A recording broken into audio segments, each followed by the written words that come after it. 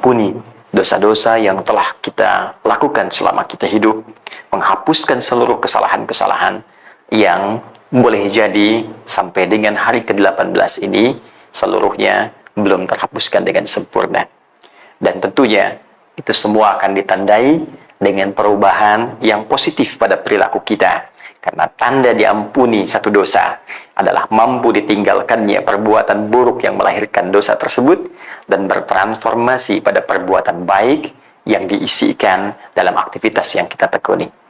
Untuk itu, di edisi yang ke-18 Aku Suka ini, kita mencoba menjadi diri yang lebih baik dengan belajar tuntunan syariat dan meneruskan pelajaran yang telah kita uraikan pada pertemuan-pertemuannya sebelumnya. Pelajaran yang telah kita uraikan pada pertemuan-pertemuan sebelumnya. Baik, di edisi yang ke-17, kita telah uraikan tentang makna nuzul Al-Quran dengan segala turunan pembahasan di dalamnya. Dan tentunya saya mengajak kepada teman-teman yang baru bergabung pada edisi yang 18 ini agar berkenan dengan segala kerendahan hati menyimak pelajaran kita edisi sebelumnya sehingga merasakan ketersambungan uraian dari edisi sebelumnya hingga pembahasan saat ini.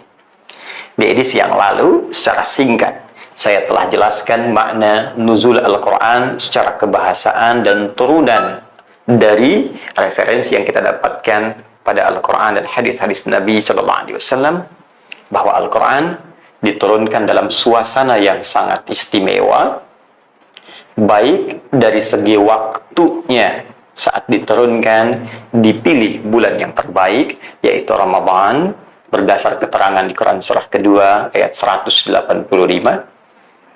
Kemudian dari malaikat yang dipilih pun, malaikat yang spesial, sampai mendapat julukan Ar-Ruhul Amin, pemimpin para malaikat, Sayyidul Malaikat, ya, yaitu malaikat Jibril alaihi salam. Dan juga Masya Allah, Rasul yang ditunjuk pun di bumi untuk menyampaikan risalah Al-Quran pada seluruh manusia tanpa batas, sampai dengan berakhir kehidupan dunia ini dan risalah itu masih abadi, yaitu Rasul yang sangat istimewa, yang dipuji oleh Al-Quran dengan firman Allah di surah Al-Qalam itu, wa innaka la'ala khuluqin azim, yang jaminan surganya diturunkan sebelum wafatnya dengan turunnya surah Al-Kawthar itu, inna a'tainaka al-Kawthar. Bukan sekedar jaminan, bahkan janji Allah diberikan bahwa akan diberikan nikmat di surga sampai beliau merasa puas, wala sawfa yu'tika rabbuka fatarda. Dan puncaknya sebelum kelahirannya, bahkan seluruh nabi dan rasul yang pernah bertugas aktif di bumi ini diminta komitmen dan perjanjian langsung dengan Allah Subhanahu wa Ta'ala agar mereka semua beriman kepada Nabi Muhammad SAW, menguatkan risalah dan syariatnya, menolong jika memang beliau ditugaskan semasa dengan nabi-nabi itu, dan tentunya mengikuti semua petunjuk-petunjuknya. Ini yang paling dahsyat. Satu-satunya nabi yang sebelum lahirnya semua nabi yang pernah bertugas diambil komitmen. Itu yang kemudian kita temukan pada jati diri Nabi Muhammad SAW. Dan bagian terakhirnya saya telah referensikan di Quran surah ketiga Ali Imran itu di ayat ke-81. Saya mengamati kemarin, saya tuliskan ayat 80 ya, dan saya mengajak kepada teman-teman untuk juga menghadirkan mushaf sehingga nanti bila ada yang keliru saya tampilkan bisa dikoreksi. Ya, mungkin saja ada slip of tongue atau mungkin ketersambungan pemikiran sehingga memunculkan tanpa disadari tulisan yang berbeda, dan saya sangat terbuka untuk menerima masukan. Hanya sedikit saja, kemarin seingat saya ucapkan ini 80, ada pengaruh yang ingin saya bagi. Jadi dulu dengan izin Allah, alhamdulillah saya sempat mengaji, menghafal Quran, dan khususnya saat di Tripoli saya mempelajari beberapa riwayat. Ya, jadi ada riwayat Hafiz yang sekarang kita baca dari Asim, ya, Imam Asim, semoga Allah menyayangi beliau. Kemudian saya sempat belajar juga riwayat Warash dan Nafi', ya, dari Imam Nafi'. Jadi Warash dan Qalun. Jadi ada riwayat Warash, riwayat Qalun dari Imam Nafi'. Nah, ini pun saya pelajari. Nah, menariknya begini, kalau kita belajar ulumul Quran secara utuh, kita temukan firman Allah ini sempurna seluruhnya dan tidak pernah berubah. Ini benar jaminan Allah di Quran surah ke-15 itu, ayat 9. Inna nahnu nazzalna dzikra wa inna lahu lahafizun. Kami dengan segala keagungan Allah ingin menyampaikan informasi dahsyat bahwa Al-Quran itu kami turunkan, kata Allah, akan jadi pengingat bagi setiap manusia, mudah dihafalkan, dan kami akan jaga, tak pernah bisa berubah. Sampai kita kembali kepada Allah pun nggak akan mengalami perubahan. Jadi firmannya sempurna, jumlah ayatnya sempurna sampai dengan saat ini. Hanya ketika Nabi sampaikan, kan belum ada mushaf seperti sekarang. Ya, nah mushaf itu ijtihad untuk menuliskan firman dalam bentuk yang sekarang kita dapatkan. Bahkan dulu belum ada harakat. Ya, waktu pertama dituliskan, mushaf Utsmani pertama, itu dikumpulkan jadi mushaf, kemudian dikopi jadi 5 bagian, salin ulang, disebarkan ke 5 kota besar utama. Itu belum ada harakatnya. Baru diharakati ketika muncul seorang bernama Khalil bin Ahmad Al-Farahidi, ya, mengambil turunan ilmu dari Abu Asad Ad-Duali, tersambung pada sahabat Ali bin Abi Thalib radhiyallahu taala anhu. Karena banyak orang Islam yang baru masuk, belum bisa bahasa Arab, baca Quran khawatir keliru baca, maka ada harakat. Termasuk muncul kemudian ilmu pelengkap di tajwid yang melengkapi wakaf ibtida. Oh, di sini Nabi berhenti, kasih tanda wakaf, ya, termasuk penomoran. Nah, karena itu dalam beberapa mushaf yang kita dapatkan ada penomoran yang berbeda, itu ijtihad untuk wakaf dan ibtida, kapan berhenti, kapan mulai. Nah, di mushaf Warsh itu ada perbedaan sedikit dengan hafaz dari penomoran. Jadi kalau yang di hafaz misalnya Al-Baqarah alif lam mim itu 1, ya, di Warsh baru tanda berhenti, di Qalun baru tanda berhenti, wakaf. Nanti dzalikal kitabul la raiba fi hudal lil muttaqin baru 1.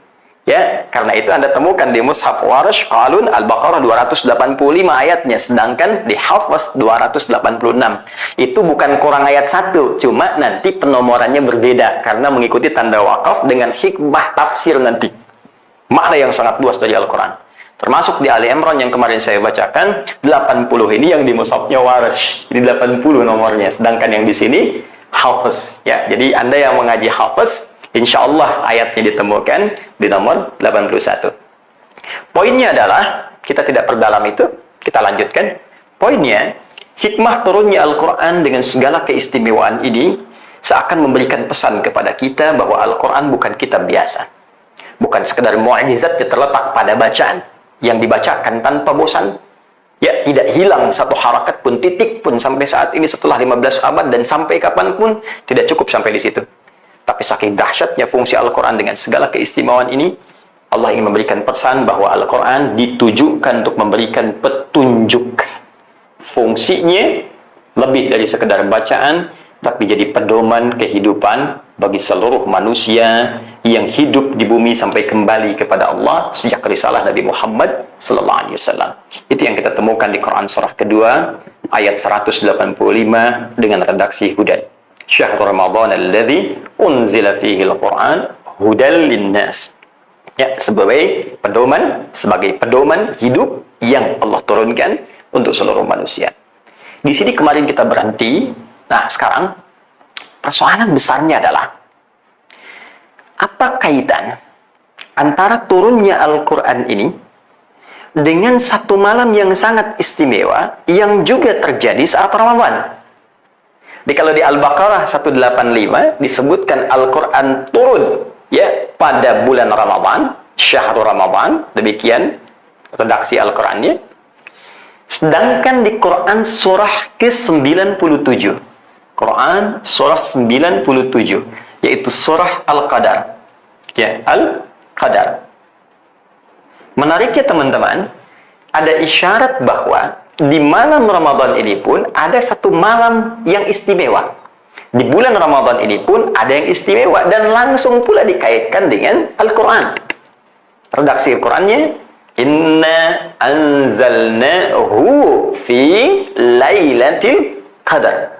Sungguh dengan segala keagungan Allah Subhanahu wa taala dan dahsyatnya informasi yang disampaikan, kata Allah, Al-Quran itu inna anzalnahu, hu-nya kembali ke Al-Quran. Al-Quran itu diturunkan fi lailatul qadar, di malam Al-Qadar. Tulisannya Lailatul Qadar seperti ini. Ya. Jadi di ayat 185 Al-Baqarah memberikan informasi Quran turun di bulan Ramadan. Baik, satu. Kemudian yang paling menarik, di Quran surah Al-Qadar surah 97 disebutkan turunnya Al-Quran ini selain tadi Ramadan juga memberikan satu informasi penting yang baru, bahwa di satu malam utama Ramadan, ya, yaitu malam yang disebut dengan malam Al-Qadar. Nah, PR kita sekarang, apa korelasi turunan Al-Quran dengan malam Al-Qadar ini? Secara lebih jelas kita turunkan apa malam Al-Qadar itu. Satu. Kemudian yang kedua, keistimewaan apa yang didapatkan di malam Al-Qadar. Dan yang ketiga, ini yang paling penting kaitannya dengan Al-Quran, apa korelasi peran Al-Quran jika dikaitkan dengan malam Al-Qadar yang diinfokan di surah ke-97 ini. Korelasi perannya itu apa? Sehingga kita bisa menggali dengan lebih luas dan menerapkan makna ini dalam kehidupan. Baik teman-teman sekalian, sebelum saya bahas ini, saya mengajak Anda untuk fokus dengan sempurna, semaksimal mungkin, karena pembahasan ini tidak mudah, membutuhkan fokus kita yang baik, dan dari situ pemahaman kita akan meluas, dan mudah-mudahan Allah memberikan kelancaran pada kita untuk bisa membahas dan mengamalkannya. Sekarang perhatikan baik-baik. Kita kembalikan ke surah 97. Jika Anda bertanya apa yang disebut dengan malam Al-Qadar serta keistimewaannya, kita satukan dulu. Wa ma adraka ma lailatul qadar. Allah menyampaikan, tahukah Anda apa dan bagaimana keistimewaan malam Al-Qadar itu? Saya turunkan dulu, Lailah, teman-teman. Itu berbeda dengan Lail. Lailah tidak sama dengan Lail. Jika Anda menemukan kalimat Lail, atau seringkali menggunakan alif lam al-lail, bahkan ada surahnya surah al-lail, itu menunjuk waktu malam secara umum. Terbentang dari ba'da isya sampai menjelang fajar. Itu waktunya. Kalau disebutkan Lail. Ya, wal-laili idza yaghsha. Dan malam apabila telah meliputi gelapnya kepada kita semua. Itu yang disebutkan waktunya. Jamaknya layali. Ya, saya sering bergurau, kadang turunannya Leli, Lala, Lili, itu malam. Jadi kalau ada namanya Bu Leli, itu ibu malam-malam, gitu kan. Tapi kalau sudah menggunakan tak ini sudah ada sifat ya, yang membedakan dengan yang pertama. Jadi ini umum sifatnya, malamnya, waktunya umum. Kalau ini menjadi khusus. Ya, jadi satu saja, tidak semua malam, jadi hanya satu, dan punya keistimewaan. Tak marbutah menunjuk keistimewaan, sifat istimewa. Jadi pertama, Allah ingin memberikan isyarat kepada kita, turunnya Al-Quran ini bukan di malam biasa, tapi malam yang sangat istimewa. Beda dengan malam-malam lainnya, tidak sama. Lalu kita bertanya, ya Allah, apa keistimewaannya? Satu, kata Allah. Ya, teruskan, langsung jawaban Qurannya, Lailatul Qadri khairum min alfi syahr. Saat malam Al-Quran diturunkan ini, ya, di malam Al-Qadar itu, maka nilai malam itu sama dengan 1000 bulan lebih. Bahasa tegasnya, lebih baik dari 1000 bulan. Lebih dari 1000 bulan. Jadi tidak serupa. Lebih. Ya kan? Baik. Kalau kita konversi ini, 1000 ini, ke dalam hitungan kita, itu setidaknya ada 83 tahun kurang lebih. Jadi nilai satu malam itu nilainya itu kurang lebih setidaknya 83 tahun. Anda bayangkan? Jadi konsekuensinya kalau ada orang beramal, teman-teman sekalian, di malam itu bersamaan dengan malam itu, Allahu Akbar. Dia sholat misalnya, maka sholatnya senilai dengan 83 tahun tanpa henti. Dia baca Al-Quran, walaupun dia baca satu huruf misalnya, ya, Nun, terus ngantuk, ketiduran pas malam itu sama dengan baca Nun 83 tahun tanpa henti. Nun, ya, 83 tahun tanpa henti. Dan tahukah Anda pahalanya berapa? Coba Anda gambarkan. Satu huruf bukankah sama dengan 10? Ya kan? Itu di hari biasa, Ramadan kali 10 lagi, di hadis Al-Bukhari Kitabus Shiyam kali 10 lagi 100, sekarang kali 83 tahun. Yang hitungannya bukan 1, 2, 3, tapi hitungan Allah yang berbeda dengan hitungan manusia.